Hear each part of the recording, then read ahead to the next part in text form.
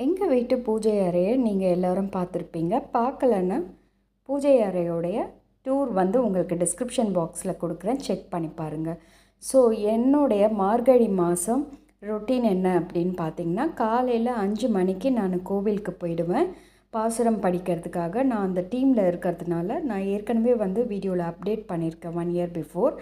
So அந்த பாசுரம்லாம் படிச்சுட்டு அதுக்கப்புறம் திரும்ப பூஜையை முடிச்சுட்டு அதுக்கப்புறம் என்னோடய சன்னை நான் ஸ்கூலுக்கு அனுப்பணும். ஸோ என்னுடைய பிரம்ம முகூர்த்த பூஜையோடைய ரொட்டீன் எப்படி இருக்கும் அப்படின்னு கேட்டிங்கன்னா, நான் கோவிலுக்கு போகிறதுக்கு முன்னாடி விளக்கு ஏற்றிட்டு கோவில் போயிட்டு வருவேன்.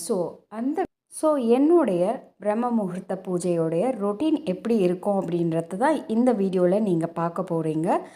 கம்ப்ளீட்டாக இந்த வீடியோவை பார்த்துட்டு உங்களுடைய கருத்துக்கள் என்ன அப்படின்றத கமெண்ட் செக்ஷனில் கொடுங்க. ஸோ நம்ம வீடியோவை இப்போ கண்டினியூ பண்ணலாம்.